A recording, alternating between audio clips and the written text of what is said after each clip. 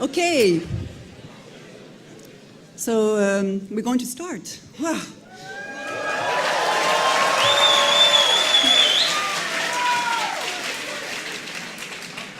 Okay, so bonsoir à tous. So thank you for being here. We sort of underestimated how many people would be interested. At the beginning, we thought, well, will we fill this room? So so I guess that Snowden is important for you, and I think in light of what's happening also right now in Quebec in journalism, it makes it, the coincidence is quite good. So my name is Christine Ross, and I'm the director of Media at McGill. Media at McGill is a hub of interdisciplinary research, scholarship, and public outreach on issues of media, technology, and culture. And for us, it's really interesting to bring Edward Snowden tonight because in light of what we've done in the last years, and especially I want to refer, perhaps some of you have seen the conference given by Glenn Greenwald on October 2014. So Glenn Greenwald is a journalist who initially met with Edward Snowden in the now famous hotel, the Mira Hotel in Hong Kong, a hotel made famous by Laura Poitras' Citizen4, and who broke the story on American and British global surveillance programs in a series of articles published by The Guardian in 2013, a series based on classified documents from the National Security Agency, NSA, disclosed by Edward Snowden. So we're really very happy to be able to secure a follow-up to that lecture. And so we thank the Beaverbrook Canadian Foundation as well as McGill University for making this event possible. I also want to thank Sophie Toupin, Media at McGill's project administrator, for looking into the huge number of details implied in the organization of this event. So the person who's going to be hosting this event tonight is one of my colleagues. Her name is Biela Coleman, Professor Biela Coleman. She holds the Wolf Chair in Scientific and Technological Literacy here at McGill. And so she writes, she researches, she teaches on questions of hacking, whistleblowing, anonymous, hoaxing, and even the aesthetics of hacking. And so she will be, she's a professor in the Department of Art History and Communication Studies and also anthropology. And so she will be presenting Snowden because she is our expert on these questions. And just for you to know, she will present Snowden, and then we'll have, his presentation will last about 50 minutes, and then there'll be a Q&A period of 30 minutes. So we ask that you please put your mobile phones on silent mode, and due to restrictions, well, no, the live streams is now possible. My God, yeah. So, so now Biela will introduce Edward Snowden.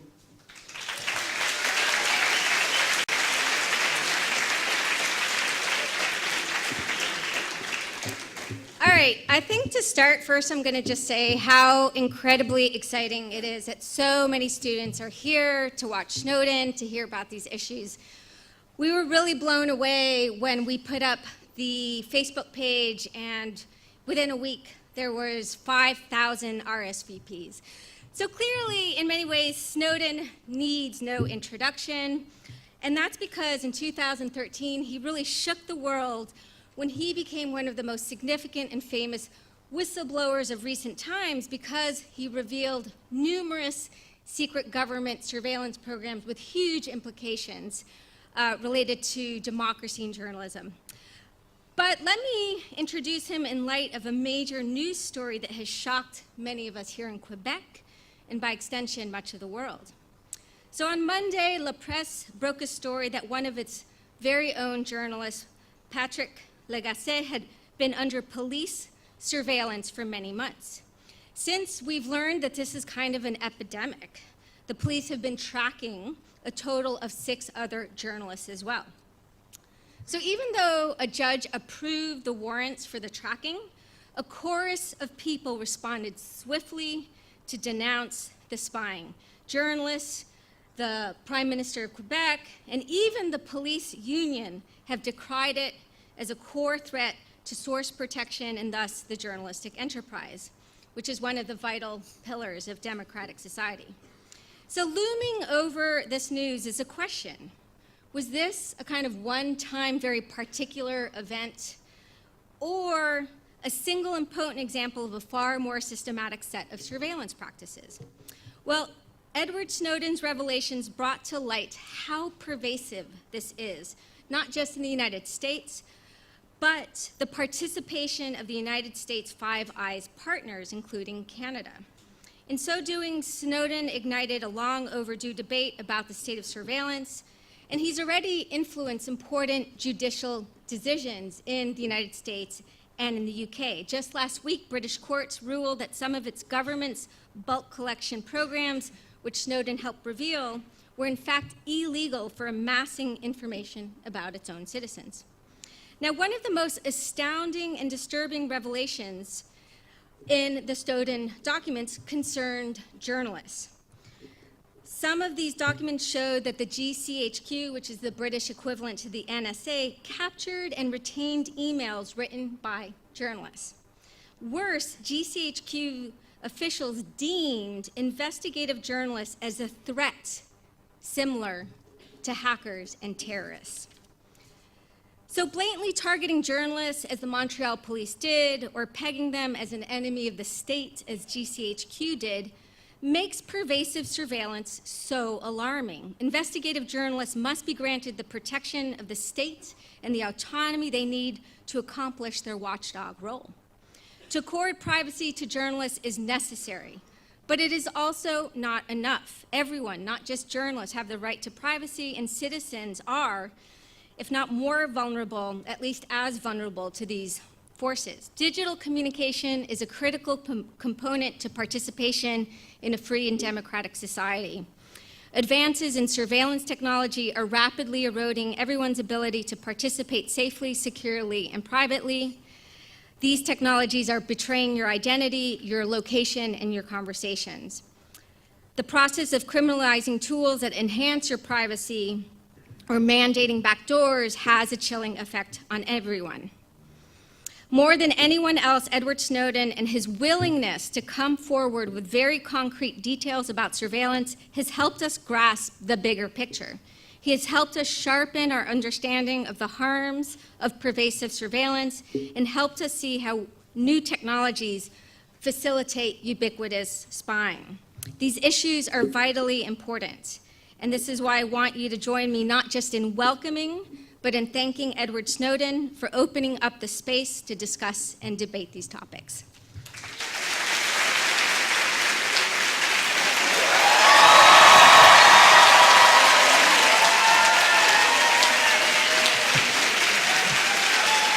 Thank you.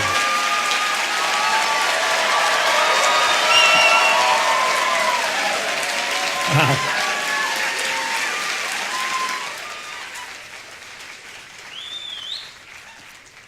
Thank you. If I could say a few words to begin. First off, thank you all for your patience tonight. I did not know what time this was going to begin either.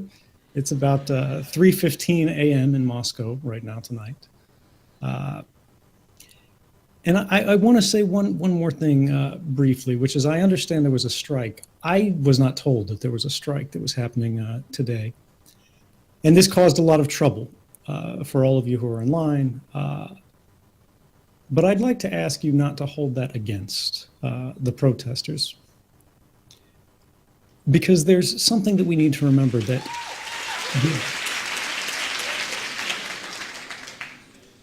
I understand things got heated, words were exchanged, and this is the kind of thing that happens in a democracy. We have uncertainties, we have difficulties, we have inconveniences, but these things are not a weakness, these things are a strength. And although, again, I understand that these individuals may have caused difficulty, it was for something that I think we can all agree they must have believed in very strongly. Because it is very, very, very hard, and I know this better than most, to be the least popular person in the room, particularly when there are many more of the others than there are of you. So just because I can't take a position on their strike because I'm not familiar with the group, I didn't know anything about this, I will say one thing that we can do to help is just let everybody who's on the live stream hear what you in the audience have already, I think, had to confront, which is the name of this group. I think it's the Association of McGill University Support Employees. And I think they're trying to get a fair wage or something like that. I'd encourage any of you who are connected or impacted by these employees, their groups, or their efforts to please at least hear them out and go look at their materials. With that said, let's get into it. I'm not going to give you a whole preamble and go sort of through my background because I think, again, you guys have been waiting in line this long, we already know it. But one of the central questions is, why did I come forward? Why does it matter? And how does this impact the way we're living now? And I think the central nexus that's affecting everybody the most right now, particularly in this current moment of news, is the fact that we're all being watched, right? Regardless of whether we're doing anything right or wrong.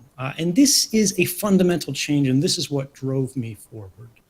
Traditionally, the work of intelligence services, the work of surveillance agencies, of police investigators, had always been particularly and specifically targeted towards individuals who we had probable cause that had been demonstrated to a court were up to no good.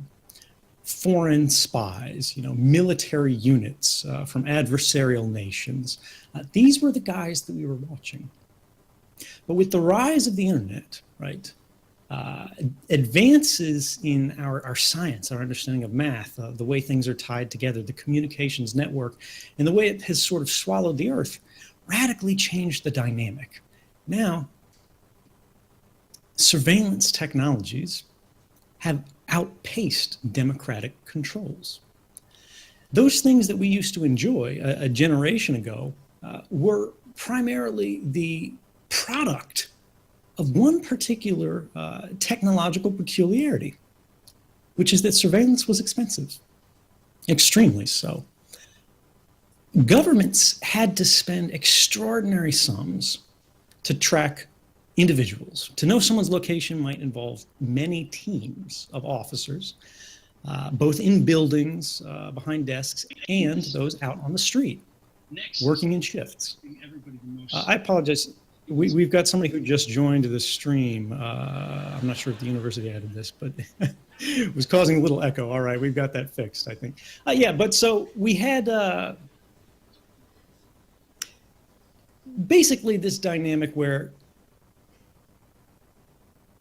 you had to have whole groups of people tracking one individual. But now, thanks to this rise in technology, that has been reversed entirely.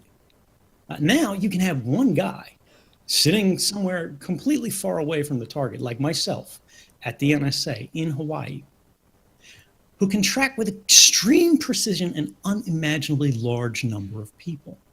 Rather than having whole teams following one person, now you have one person following whole groups, whole individuals. And they don't have to be connected in any way. And this means for the first time in human history, it's both technologically and financially feasible for governments to track and store nearly complete records of all of our lives. And this is not science fiction. This is happening now. This is not a black screen. This is the Massive Data Repository. The NSA constructed this in Bluffdale, Arizona. It's since been renamed to the Mission Data Repository because I think they presumed that Massive Data Repository probably wasn't the best branding anymore in the wake of the things we learned in 2013. But what does this represent? This represents that shift in dynamic. Now, we never knew what this facility was doing. We never knew why it was created. Governments have not asked for the permission of the public in order to engage in these kind of operations. Instead, it deployed these kind of capabilities in secret, even when they knew these programs were unlawful or unconstitutional, perhaps even because they knew this. And this effort has been enabled because of failures in our intended mechanisms for constitutional oversight of our sort of democratic societies. Courts, were unwilling to permit legal challenges against the activities of these spy agencies because they said they were speculation. They could say, well, you can't prove you were spied on because it's classified. You don't have access to documents or records. Therefore, we, the courts, even though this could be a violation of your rights or the rights of everyone in the country, don't have a place in this debate because first you have to establish the facts. We had a Congress in the United States that knowingly permitted national security officials to brazenly lie to the public without consequence or even correcting the record. This is a senator in the United States who is questioning the most senior intelligence official in the United States, General James Clapper, the Director of National Intelligence. And it is a felony to give false testimony when you are sworn under oath. But that is exactly what happened in 2013, 3 months before I came forward. Does the NSA collect any type of data at all on millions or hundreds of millions of Americans? No, sir. It does not. Not wittingly. There are cases where they could inadvertently, perhaps, collect, but not wittingly. Unfortunately, that was not true. And this brings us to consider sort of, where does this leave us? Because at the time that happened, the public had no idea it was a lie. The senator asking the question did know it was a lie. The Director of National Intelligence knew that it was a lie as well. Apologize, we've got someone else who's joined the stream. All right, hopefully the university can get that under control. But the thing here is all of the powerful people in the room knew this was a lie, but they didn't correct the record. They allowed the public to be deceived, even though it was, in fact, a crime. The Director of National Intelligence later admitted this was a false statement, saying it was what he considered the least untruthful thing he could say at the time, and too cute by half. But what does it mean in a democracy where the very foundation of the government, the legitimacy of our system, is derived from the idea that we, when we cast our votes, are providing consent for the government to carry out these policies? Consent, as hopefully everyone in this room can tell you, is only meaningful if it is informed. I get the feeling that we have a live stream somewhere that is displaying things that are allowing people to join. But I hope that all of you who are joining will at least mute your microphones.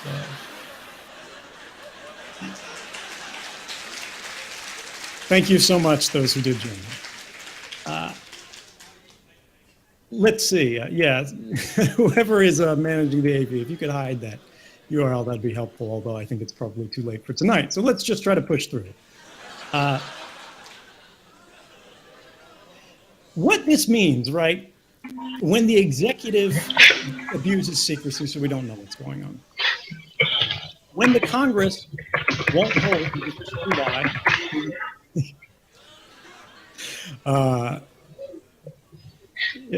Miss, who just joined, if you could please mute your microphone as well, that would be really fabulous. Thanks. We don't need to hear your vacuum cleaner.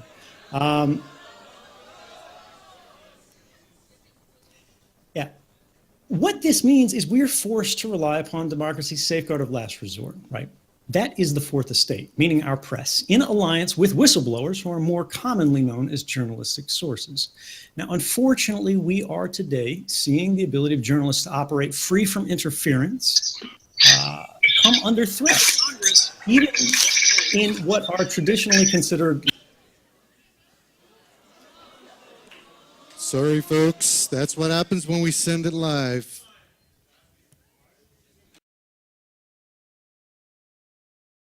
Livestream set back up. That would be fabulous, and we can continue. And if I could ask the moderator as well.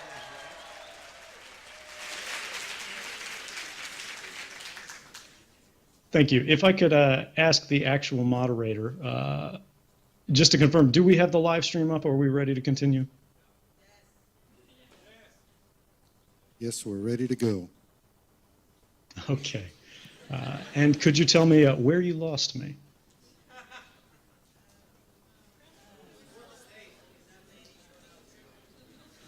You were talking about the branding. No. You did Clapper.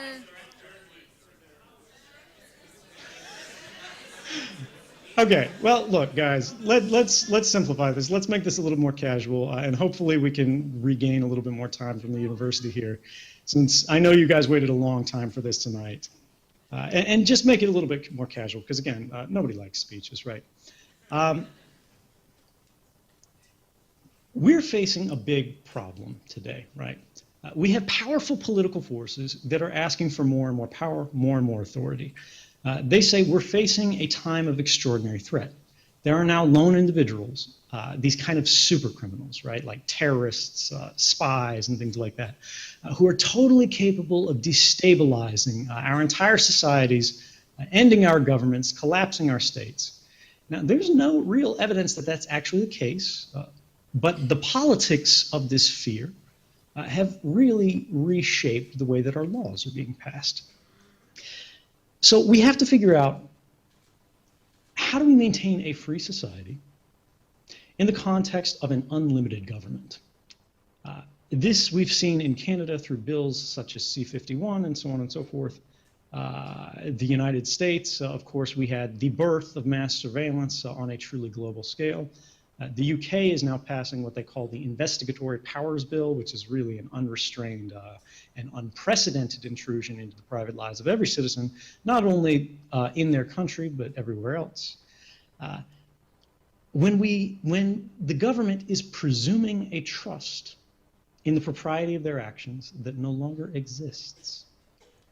This story about the Montreal police spying on a journalist through their phone in a very intense way for the particular reason, a specified reason, of uncovering the sources behind their journalism is a radical attack on the operations of the free press.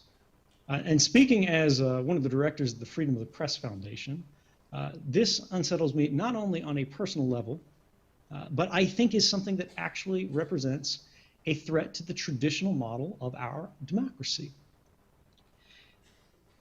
Can we recognize, or at least debate in a reasoned way, a new idea which is somewhat radical, which is that law is beginning to fail as a guarantor of our rights? It is the lowest bar protecting the way we operate, interact with one another, because government has built in so many mechanisms to get around these things, these restrictions, when it wants to, that now the local police can decide that they don't like a journalist's reporting. They can go to a justice of the peace, and the justice of the peace will quite happily say, okay, that sounds great. Look at the GPS on his phone. Figure out everywhere he's traveling. Figure out everyone he's communicating with. No, you can't actually read his emails. No, you can't actually listen to his calls. But you can find out everyone he met with, who he called, how long he was on the call with, and from this derive an extraordinary understanding of how this individual works. And it wasn't just one. It's now expanding. We're hearing 6, maybe possibly more. And rather than the police chief saying, all right, this was clearly something that went too far, and regardless of whether or not I authorized this operation, I recognize that to restore trust,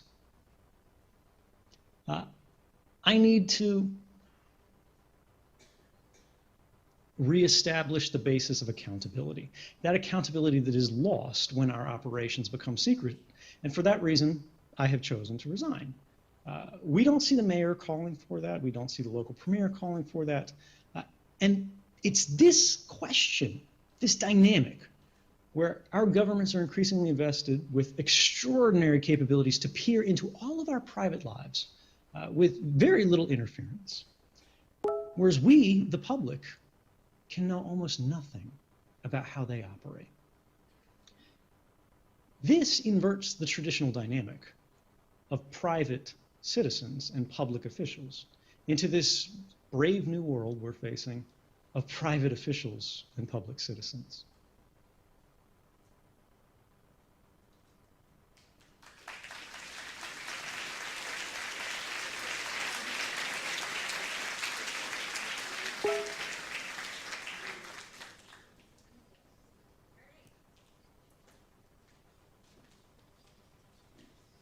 All right, so thank you so much for that. And actually, I think this is really great because over the last couple of weeks, I was able to get a lot of really amazing questions.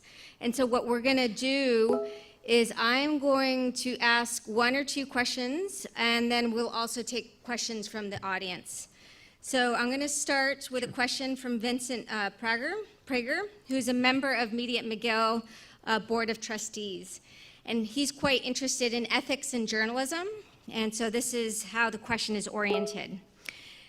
Given your status of a fugitive in the eyes of the United States government, what ethical considerations and/or restrictions should guide the media in the United States and elsewhere around the world in reporting on you and your story? Are there different ethical guidelines from country to country? What is your level of satisfaction with such reporting on your story? And has it been equally fair from country to country? So it's a nice kind of comparative media question. So take it away. So one of the things that I've tried to be very careful about since June of 2013, when I first came forward, was not telling the media how to do their job. I worked very hard to make sure that I wasn't in the decision loop, that I didn't say what was published or not. In fact, this is something that not everyone understands, but the number of documents that I published, that I made publicly available, has been 0.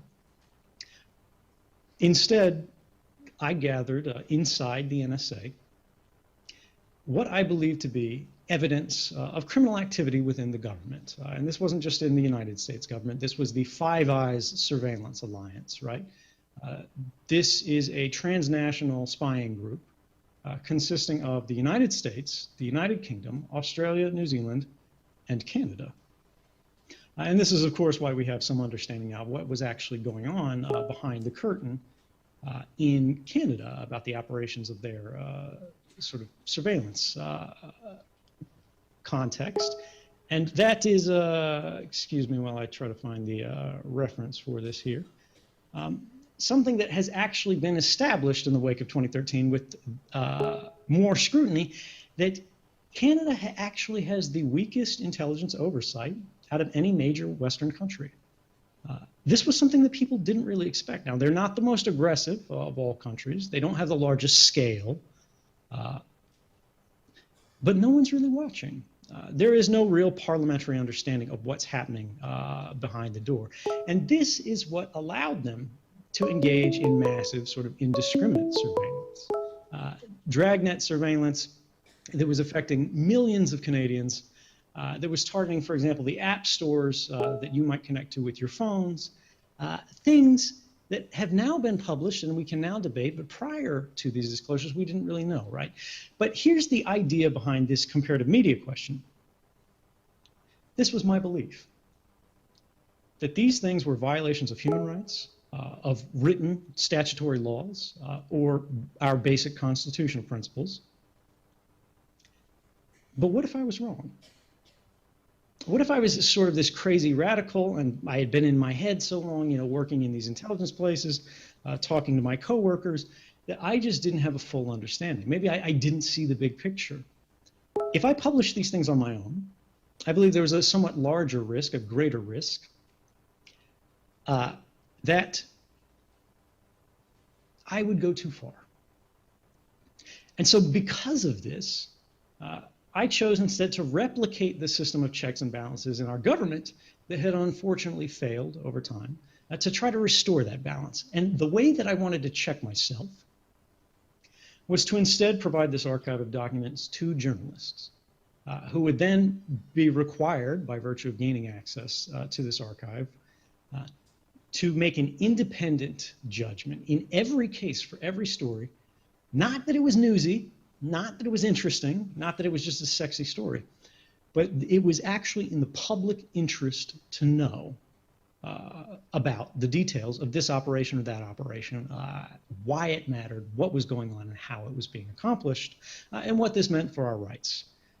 Now, beyond this, as an additional safeguard to mitigate risks, I wanted these journalists to then go to the governments who are actually carrying out these operations in each case to allow the government a chance to argue that they didn't understand these stories, that maybe they had gotten the calculus wrong. Maybe there was some detail, some sentence in the story that would actually put a human life at risk just because it was like something that a journalist might not recognize, like the employee number of somebody that's a cafeteria worker overseas, but might actually be an intelligence source who could be recognized by these documents. And in every case, this was followed, right? The government didn't get a veto. They couldn't say you can't publish these stories. But they could say, look, this is dangerous or it's not. And this is why in 2016, I believe, the government has never been able to show a single case, credible or incredible, of any evidence that indicates anybody came to harm as a result of this reporting. Now, there's a second dynamic of this question, which is screw the NSA, screw the reporting, screw all the actual stuff that's going on about the surveillance operations, and what's going on with me. Are people being fair to me? Are they covering this way or that way? Are some countries doing better? Some countries doing worse? And of course, this is the case. We have seen in the majority of countries that are not the United States, they've done public polling opinion, and pretty much universally, people have a positive opinion of what I did. The United States government, of course, has been running a very active smear campaign to reduce the level of support for my arguments and for this journalism ever since 2013. And it has been to some extent effective, not fully actually. There's a surprising amount of support. The three largest human rights groups in the world, the ACLU, or the three leading groups, the American Civil Liberties Union, Amnesty International, and Human Rights Watch, are now actually petitioning the President of the United States to drop what the media calls his war on whistleblowers. But here's the central idea there, from my perspective. It doesn't actually matter what people say about me. I am the least important part of this story. And if you're thinking about sort of me, what's happening to me, what my futures look like, you're missing the larger question, which is what happens to all of us.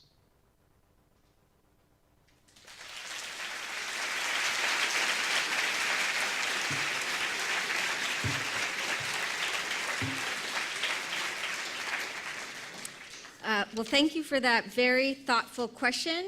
What I'm going to do now is ask one more question, and then already people are lining up, or they're just sitting on the stairs. So line up if you have some questions.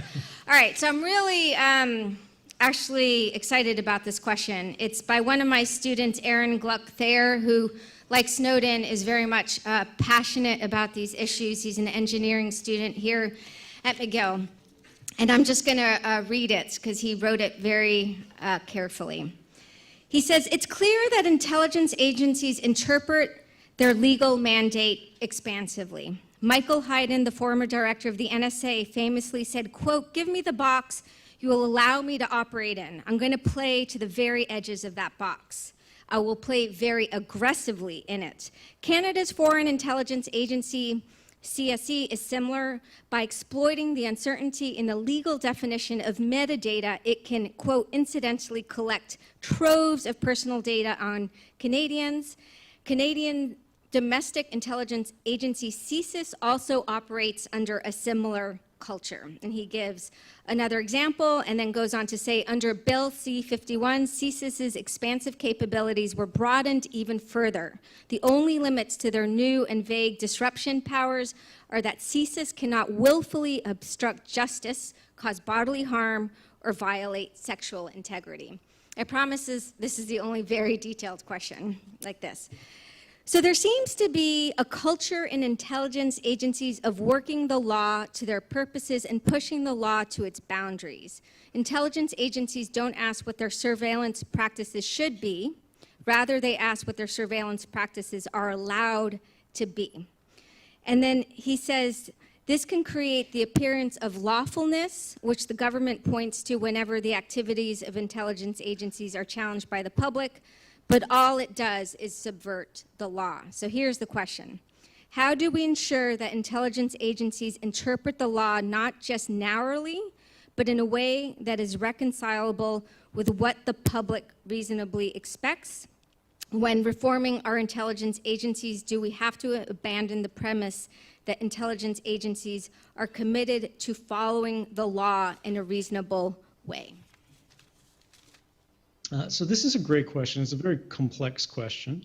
One of the interesting things is the question quoted Michael Hayden, former director of both the NSA and the CIA, which is a little bit of a mistake because, of course, if you're the head of the CIA and the NSA, you are literally a professional liar. Deception is sort of your business. So he has a little bit of a checkered history because he says, you know, give me the lines of the box and I'll play to the edge. I'll get chalk on my cleats, but I won't leave the field of play. Unfortunately, we have documentary proof that that's not the case.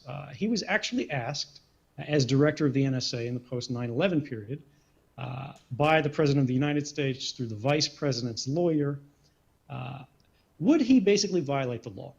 There was a controversy where the Attorney General of the United States said that the NSA's operations were unlawful. They could not be performed consistently with the authorities that were provided under the Constitution or statutes that had been passed authorizing their operations. And the president came to him through these proxies and said, would you go ahead and continue spying on everyone anyway, even if the Attorney General is against it? And he said yes. And this is not, you know, this is not to beat up him specifically because he's not so important. He's just one of a long line of officials that do the same thing. As you mentioned, happens across borders, it happens across cultures, it happens across languages. You're kidding yourself if you think intelligence officials in France, Germany, China, Russia, North Korea, Iran, you know, Brazil, India aren't doing the same thing. This is how they operate. So this means the central premise of that question, how do we trust and ensure that we can trust these intelligence agencies and officials to interpret the law fairly, to operate fairly? And the answer is you can't. But what you can do is put processes and instructions in place where you don't have to. And this leads us to kind of the failings of C-51 and the larger problem of Canada's intelligence apparatus, where there is no oversight that's meaningful. There are three main problems, fundamental problems with C-51, which the current Prime Minister of Canada, correct me if I'm wrong, did campaign to reform and unfortunately has not done so. Most experts who have studied this bill say it actually can't be reformed in a meaningful way. As written, it should be repealed entirely. And then a better measure passed from scratch that loses all the baggage. But first off, there's no meaningful oversight there, right? What would be meaningful oversight? How do you ensure that you don't have to trust these intelligence officers? And the way you do that is you appoint a judicial body, some mechanism, some structure, some commission that has independent prosecutorial authority. It is mandated to perform a case-by-case review of these intelligence agencies, these police agencies, their use of powers, exceptional powers, after the fact of investigation to ensure that no illegalities occurred. And if they did occur, they can then prosecute on this basis. The only thing that will ensure that these intelligence agencies or police agencies or even corporations, as they gain access to these kind of mass surveillance capabilities, play fairly is the threat of criminal sanction. Now, this means basically you don't get in the way of the intelligence services saying, look, you've got to go, you know, do all of these things before you investigate this person or that person, before you pull the email of someone that you suspect is a terrorist. But you must know that in every case, we're going to have a judge and a prosecutor going through your decisions after the fact. And if you did break the law, you will be held to the account of our laws in that case. The second thing is sharing without necessity, transparency, or accountability right. Canada's services can now make available all of the different information that they hold about you. And this can be things such as your health records, right? It doesn't have to actually be anything spooky. They can now be traded amongst agencies, even if you're not related to some real terroristic threat or anything like that. It's not very well limited. And then there's this larger question of the criminalization of speech, right? We already see that spying authorizations, legal authorizations, sorry, that weren't intended to be used for spying in this context or for surveilling people who are not terrorists, or real criminal threats, violent threats, threats to life, and so on and so forth, are instead being used, repurposed for monitoring terrorists and things like, or monitoring terrorists, forgive me, monitoring journalists who are not the same as terrorists, despite what the GCHQ says. Unless you work at an intelligence agency, in case you might be worried about them. But the idea here is, let's take that example of the Canadian journalists who have been spied on by the Montreal police. We have the news story saying that it happened, but we still don't actually know under what legal authority it occurred.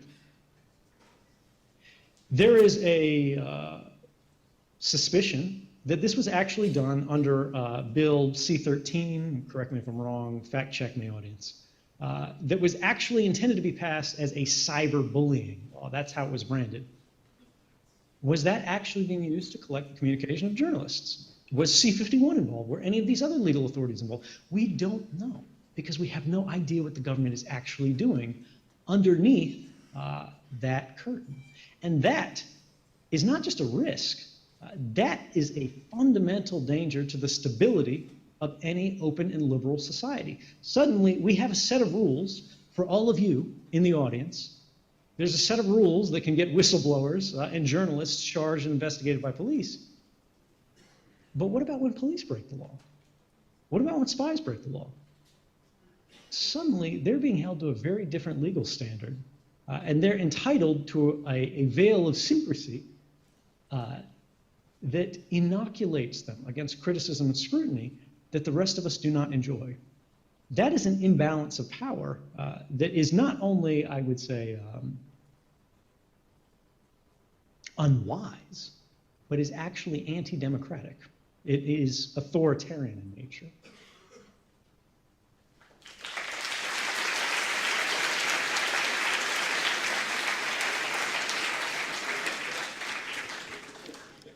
So go ahead and try, unlike what I just did, keep the question a bit short so we can get to others. Can you hear me? No?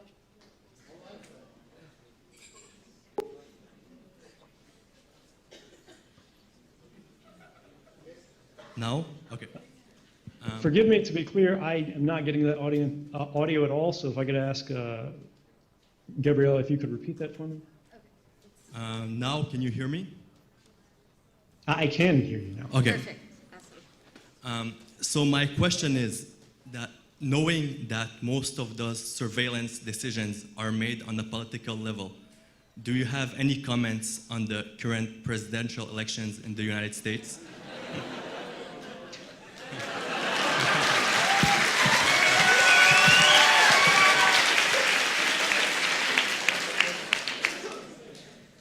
So this is a complicated question for me because everybody's like, you know, who should I vote for? Who should I vote for? What do you think? And the reality here is there are two reasons that I never answer this question. One is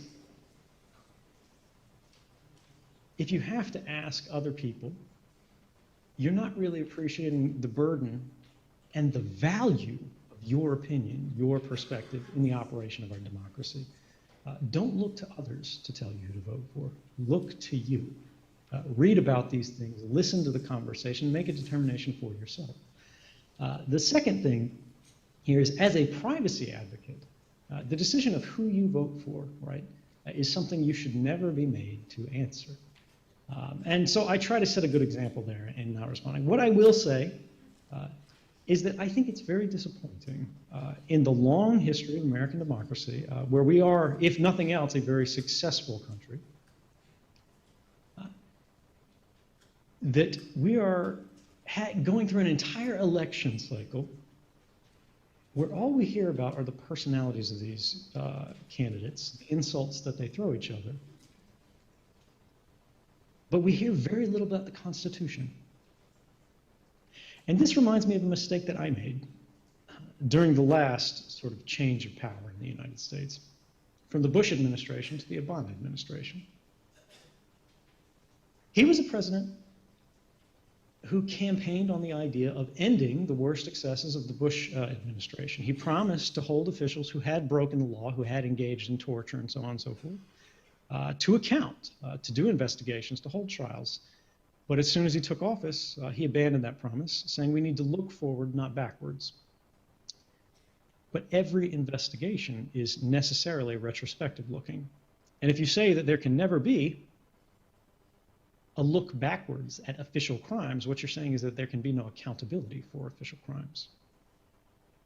He said he would end warrantless wiretapping. We weren't going to do that anymore. And in fact, he expanded it and institutionalized it in many ways. These are disappointing things. But when he came to take office, because he claimed these things, I believed that they would happen. I took him at his word. And many others did, you know. This is not to say it's a terrible thing to have faith in officials and belief in the power of hope. But I think we all need to recognize that we should be extraordinarily cautious about putting all of our hopes on political candidates, on elected officials. Because if we look at history, their promises very rarely equate to their products. And while you may appreciate one candidate above the other, the ultimate answer to democracy here is that we cannot rely on others to do the things that we must do for ourselves. And ultimately, if you want to build a better country, you're going to have to do it yourself.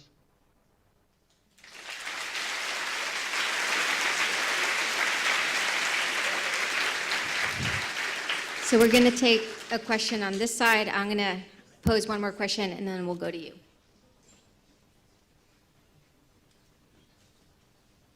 Hello.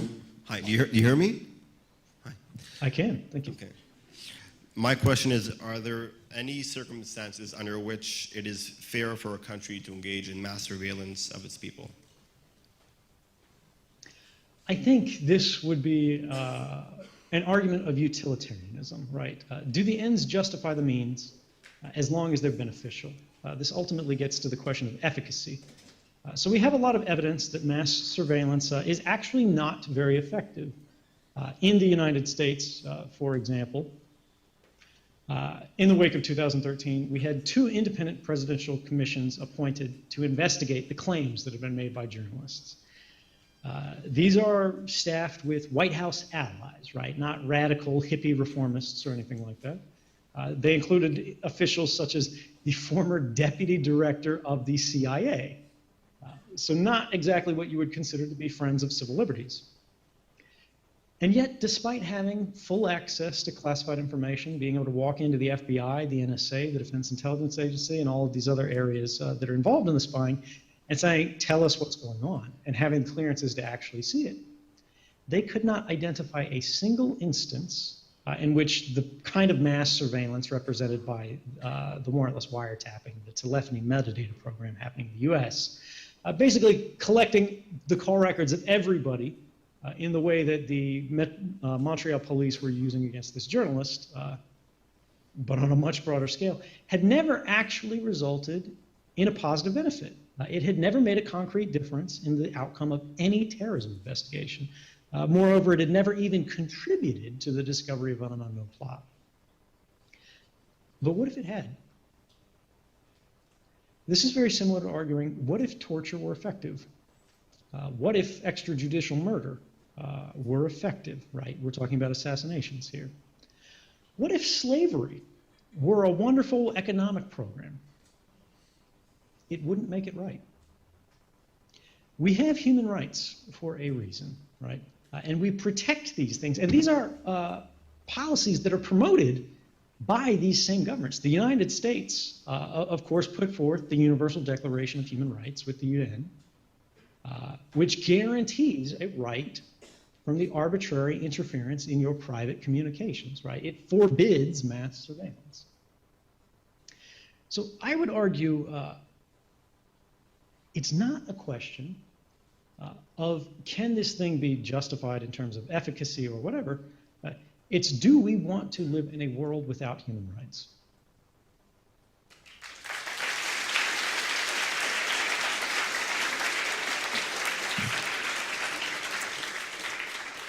So I'm going to switch the gears a little bit and ask a question from a PhD student, Isadora Borges Monroy, who's in my class on computer hackers.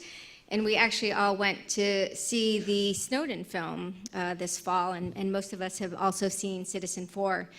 And Snowden, I think you're absolutely right that the important issues are the issues and not the person, but the person has become fodder for Hollywood.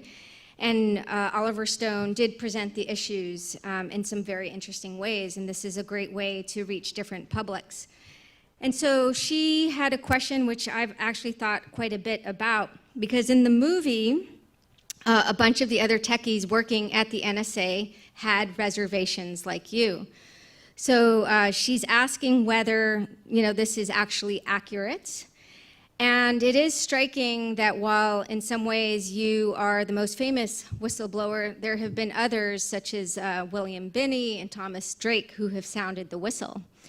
So we would just like to hear a little bit more about the kind of work culture at the NSA or the contracting corporations, and how people kind of express their dissatisfaction, or whether you kind of thought of the problems in a kind of siloed way and then just acted independently.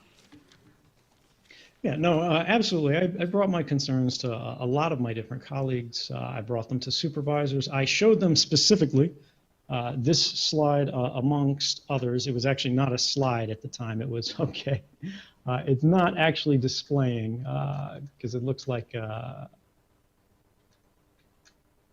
my system has run out of memory to display that. But it's a global heat map of the NSA's surveillance, right? This was an interactive tool inside the agency that said where we are collecting the most communications, right? Where we're ingesting the most emails, the most phone calls into our systems, right? Text messages, your internet traffic, Google searches, things like that. And it showed that we were actually collecting more American communications than we were Russian communications. And I asked them, is this what we signed up for? Is this what we were trying to achieve? And of course they said, no, that doesn't seem right. That's not really accurate. But they said, hey, look, you know what happens to people who rock the boat. And they specifically referenced people like Thomas Drake, of course, who was a very famous case in this example. But the idea here is that, yes, every whistleblower learns from the individuals who came before.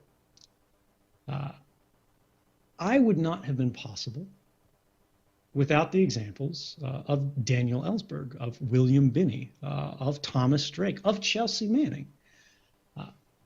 Because it is this iterative understanding of our history, how the government operates, how they are likely to respond, how you interact successfully with journalists and unsuccessfully, that informs your thinking, your method of operation, and your belief that change can be achieved. And I'm so thankful for these people who came before, because they showed that, yes, the NSA will retaliate. The United States government will retaliate, regardless of whether it's right or wrong, regardless of whether they have any grounds or belief. I knew I would be charged with the Espionage Act, despite the fact that I was not a spy.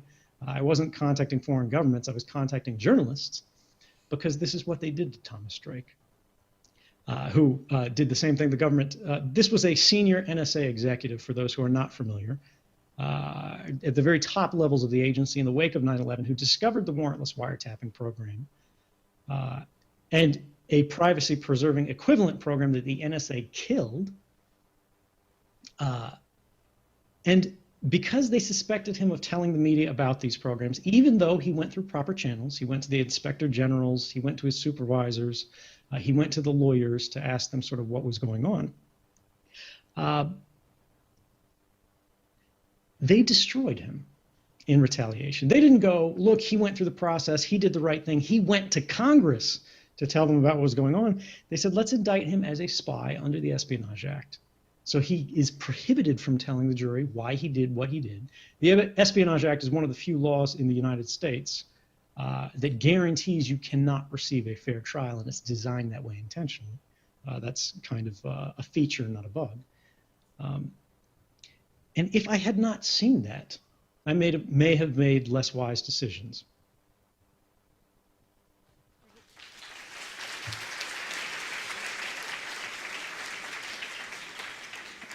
So thank you for that answer. If I may, if I can lost- ask the technical staff, I'm going to reconnect this because it looks like you've lost video Perfect. real quick. I'll be back in about 30 Okay, seconds. great.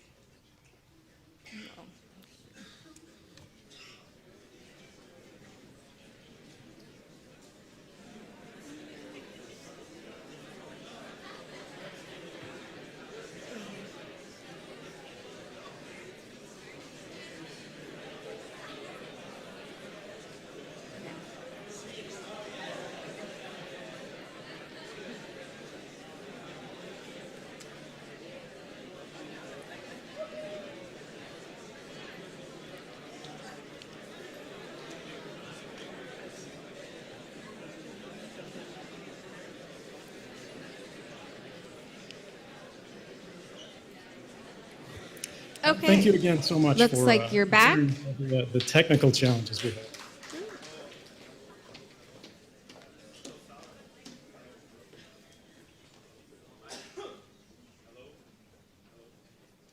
Hello. Yes. Just to confirm, Hi, Edward. can we get that mic on? Hello. Can you hear me? I can now. Thank you. Okay. So my name is Cesar Rezer. I'm actually from Brazil. I'm living here in Canada for 6 years, and I have a curious question for you. In the facts revealed back in 2013 by Glenn Greenwald, who is currently living in Brazil, Brazil was one of the countries and governments that was being spied by NSA. Recently, in Brazil, a massive corruption scandal involving the petroleum company led to a massive protests and the impeachment of the President Dilma Rousseff without being yet directly involved in this scandal. Do you believe that the USA used this technology to drive minor democracies and people who vote to empower governors that will benefit them? So this is a foreign policy question, right? More so than an intelligence question. But it does have a nexus. It does connect. But the answer here is, when we think about that example we just saw, right, where all of these independent commissions looked at these mass surveillance programs and they found that they had no benefit for counterterrorism. You have to think, the NSA has a lot of really smart people working there. They have a lot of very sophisticated top-level officials and low-level employees, the line workers.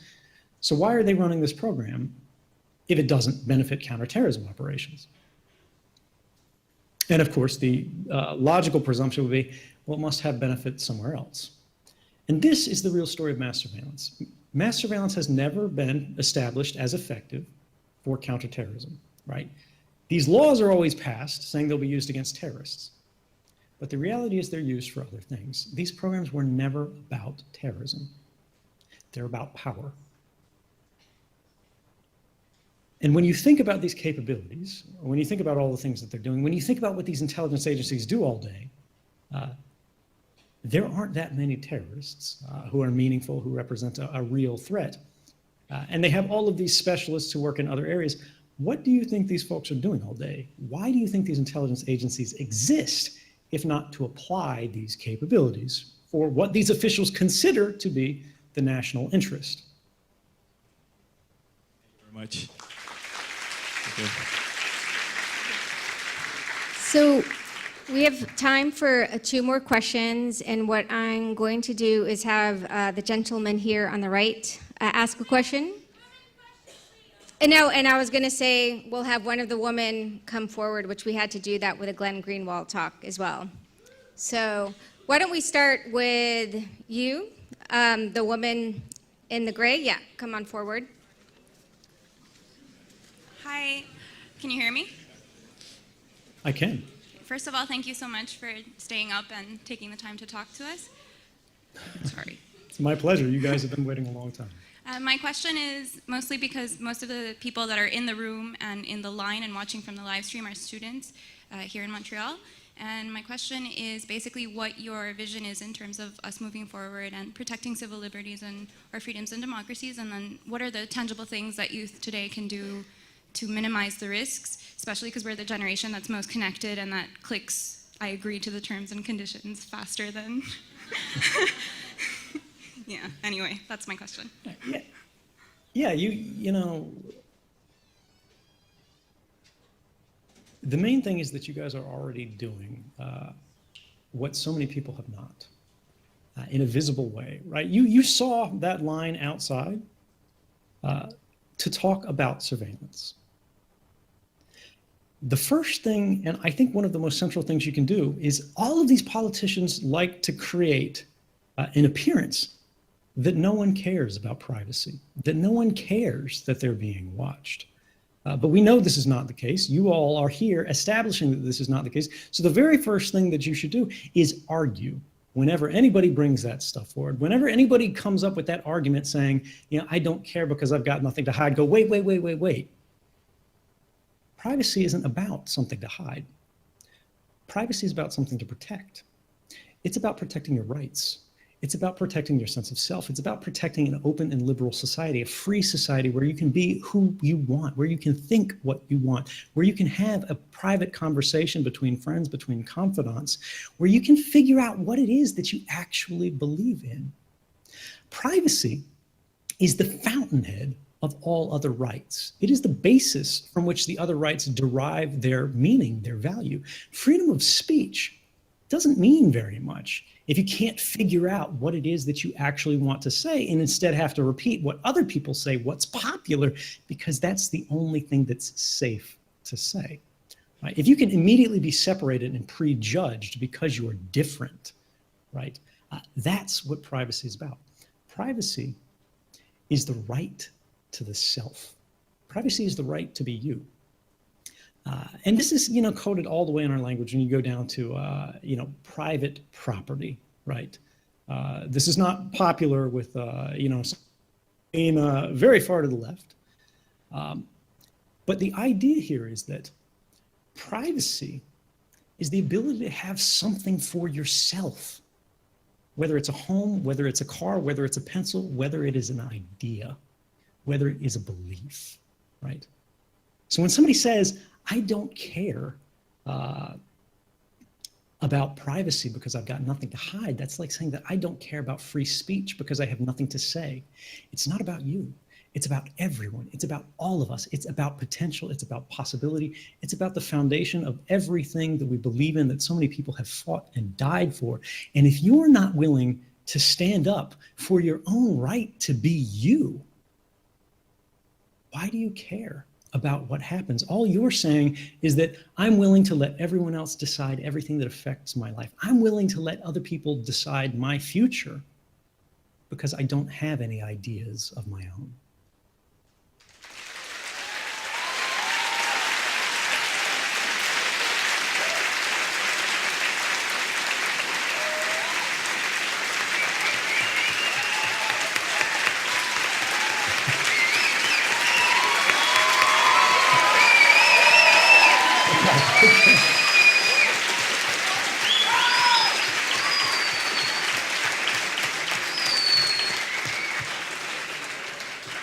Great question, great answer, and we'll turn it over for one last question.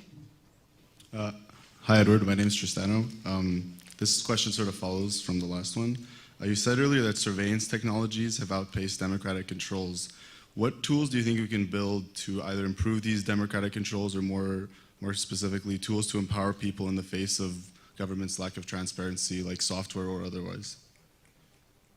So this is a great question. We could talk about this for hours. Unfortunately, we don't have it. So I'll try to make it quick. Let's take a little trip down recent memory to see if we can contextualize this for people who aren't so familiar. Wake of 2013.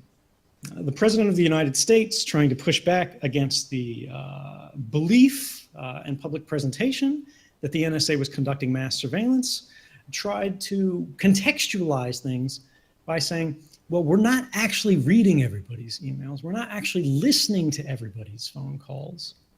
We're just collecting them in case they're interesting later. We're just putting them in a bucket. We're just rifling through them. We're not actually scanning them. You know, we just want the safety measure. We don't want to miss anything. He's also talking about the distinction between metadata versus content. Metadata, for those who aren't familiar with it, the content of communications is what you're actually saying on the phone call, what you're actually writing in the body of the email, what you actually write inside the Facebook message. Metadata is one step out from that, and it has no meaningful legal protections in our current Western jurisprudence, which is the real danger, because the government holds that you don't actually own records of your activities, right? You only have a privacy interest in actually what you say, but not anything that anybody records about when you said it, how long it took you to say it, things like that. So when we talk about that old school surveillance, right, that used to be targeted, you'd send a private eye to follow people around. And they would see these people leave their homes in the morning. They would write down what time of day they got up, where they left, the means of conveyance. They went in this car, it had this license plate number. This is metadata. No legal protections for it. You'd go to the cafe, you'd meet with someone. They couldn't sit so close to you that they heard everything you said, because you'd go, who is this weirdo following me around? But they'd sit near enough to see who you met with, how long you were there, you know, and be able to sort of assess the context of that relationship. Is this someone that he meets with all the time? Is this a lover? Is this a spouse? You can tell by the frequency of contact. You can tell by, do they spend the night with each other all the time, and these things like that. Now they're doing that instantly for everyone always, because it's cheap, it's easy, it's free, by following your cell phones, right? Where does your cell phone go at night? What other cell phones are around that cell phone? The laptop that you're using, right? What networks does it connect to? Every network adapter, right? Whether it's the Wi-Fi card, whether it's the Ethernet port, whether it's the radio in your phone, has what's called a UUID or a GUID, universally unique identifier or globally unique identifier, right? These, you can think of them as little tags that are burned into the hardware of the device. They can't be changed on a permanent basis, at least without serious expertise. And this means that every time you connect to one of these networks, your device is different from every other device in the world that could be connected to it.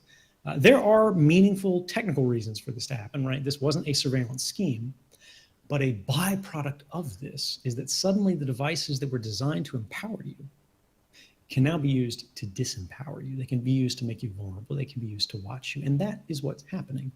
Metadata in bulk, this collection that's happening with everyone, and no court needs to be involved, because again, they say you don't own these records. Facebook owns these records. The cell phone company owns this record of where your cell phone went, not you, right? So they can do whatever they want with it. They can hand it to the government voluntarily. They can provide it in response to a subpoena or a court order, which is not so objectionable, right? Companies can turn over things if the court says we have probable cause to believe this person's a criminal. But what if they do it for everyone all the time, everywhere? What if the government cuts out the middleman and starts doing it themselves by tapping the cross-border fiber optic communications that connect, for example, Canada to the United States or other countries? Well, the problem is the internet doesn't live in Canada, right? The internet lives all over the world.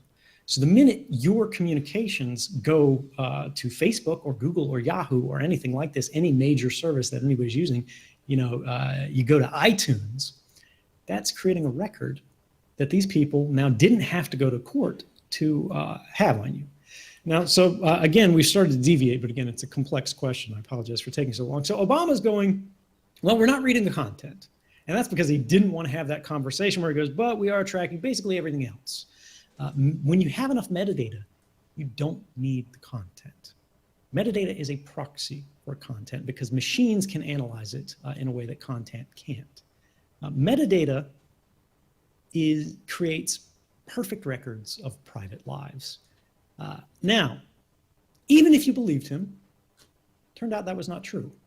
He said, we're not rifling through people's emails, but we found out just last month that in fact Yahoo, one of the major internet companies, had decided beyond what the law required that they would scan all of their customers' emails on behalf of US intelligence. Now, they could have contested this in court, but they chose not to because they thought it would be secret and that nobody would find out. This is a danger of having companies that store enormous amounts of data on their customers. If you build it, they will come. Now, let's contrast that to a messenger, an app, right, for your smartphone called Signal. It's on iOS, it's on Android. It allows you to make encrypted calls and encrypted texts to avoid this kind of thing, right? If you want to send photos to somebody and you don't want the Canadian government or anybody else to see it, even just your internet service provider, you've got to encrypt it. Well, the FBI came after them saying, we want to know what one of your users is doing. Signal went instead to a civil liberties organization, the ACLU, and they fought in court what they could. They found out that they couldn't resist the order, which is okay, you know, they've got no legal recourse there. But they said, what if we fight the secrecy order? What if we fight for the right to tell people that it happened? And there they won. And here's where it gets interesting. They did cooperate with the FBI. They had to. They had no legal choice. But because of the design of their service, this is the actual records, all of the records that they handed over to the FBI. The government redacted it, but we know based on the operation what it was. The account number on the left is the phone number that the government already had, because the government said, you know, we want you to look up this number. And the only information that this company held was when the account was created, the date, and the last time that it connected, because they weren't tracking who you were calling with this. They weren't tracking what you were doing with this because it wasn't necessary for the operations of their business. This gives us an idea, a framework of a safer world, particularly for journalists and individuals who have a real need, right? Not just a rights-based need, but a professional need. Perhaps a safety-based need, because if you're a journalist in Beijing or Moscow or somewhere else, and the government can see who you're contacting, that could actually get people jailed, killed, or worse. We need to move to a paradigm where all of our communications are encrypted by default. Now, what does encryption mean? For those who don't understand, that mass surveillance problem with the metadata that we talked about earlier, the problem is, when you think about the internet, how it actually works, how it fits together, when you send a text message, when you send a Facebook message, how does that actually get from your phone to the other person's phone, right? Well, it's got to travel over this no man's land of the internet. All of these systems that are physically connected, right? The fiber optic cables, the satellite links, all the radio hops, the microwave connections. You don't see any of this. It just happens, right? But it's there. And all of those people in the middle have a chance to look at that communication. If it's an SMS, right, a normal text message that you send, it's completely unencrypted. Anybody in the middle can read what it is, they can store what it is, they can save what it is. The same thing for normal emails that are sent unencrypted. Web traffic that's not HTTPS at the front of the bar, right? That's just HTTP, that's unencrypted, so anybody can see that. But if you encrypt it now, suddenly all they have is the metadata. They can't actually read that interior transmission. What this means is that governments have been exploiting this property to collect all of that stuff for free as your communications cross the internet electronically naked. Encryption allows us to armor our communications to walk through that dangerous valley and get to the other side with some dignity left intact. That's the first thing that we need to establish to protect the content of our communications. The second thing, which is a much more difficult problem, and maybe because you're students, you can research this problem and find a way to fix it permanently, is how do we protect the fact that the communication occurred at all in the first place, the metadata, right? There's what you said, and then there's also the fact that you said something at all. Can we protect the fact that you called your mother, your boyfriend, your girlfriend, your professor, whatever? You called a hospital, you called an abortion clinic, you called a political group, you called a church. Any connection, where you spend your money, how you do it, where you travel, when you cross a border. Right now, we are living lives of unparalleled vulnerability to power. We live in a very safe time. Let's make no mistake about that, right? Everybody plays up the threat of terrorism. But if you look at any metric of mortality, if you look at any metric of quality of life, we're doing pretty good relative to historic circumstances. Yet at the same time, our ability to resist powerful institutions, be they corporate, be they governmental, has never been less than it is today. Because their powers throughout history have been very closely connected to ours, right? When people only had muskets, the government had to be pretty careful. When people only had horses, there was only so much they could do. When you have one side that has the largest surveillance machine that has ever been completed on a global basis in the history of humanity, and they have the exclusive use of it, and we, on the other hand, have smartphones that are saying everywhere we go all the time, every purchase we make, every website we visit, we need to think about what that means. It means we are creating permanent records of our daily activities that could be used for purposes that we will never know and have no say in. We have an obligation and we have a right to change the game and say, yes, if governments, if courts want to monitor criminals, they can do so. They can go to a judge. They can say, this is the evidence that we need to monitor this individual. But the days where they could monitor everyone, everywhere, all the time, simply what the government calls by means of bulk collection, which is the government euphemism for mass surveillance. They say, we just want to collect everything and store it in case we want to search it later. Those days are numbered. We are going to move towards a freer and fairer future rather than simply the one that has already been laid out for us. We are at a decision point, and we could have a very dark future or a very bright future, but the ultimate determination of which fork in the road we take won't be my decision. It won't be the government's decision. It will be your generation's decision. And I'm looking forward to seeing what it is that you guys actually decide.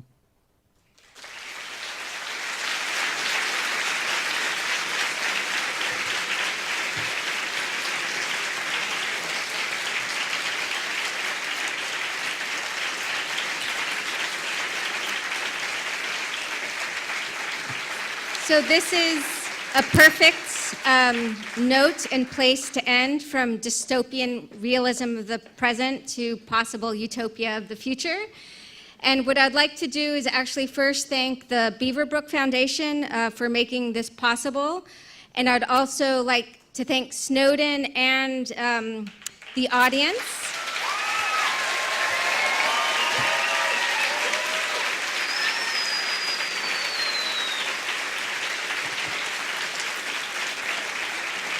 And everyone is standing up right now.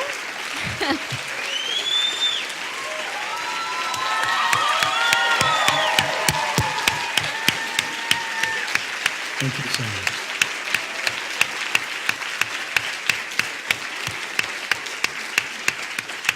Thank you so much for your patience tonight. I know we had some difficulties, both in getting everybody in the room, getting the technology working. But this is an example of how, you know, if we have a little bit of patience, if we deal with a little bit of inconvenience, we can make things happen. And so thank you so much. And I hope that next year, I'll be able to see you in person. Thank you. Thanks, Ed.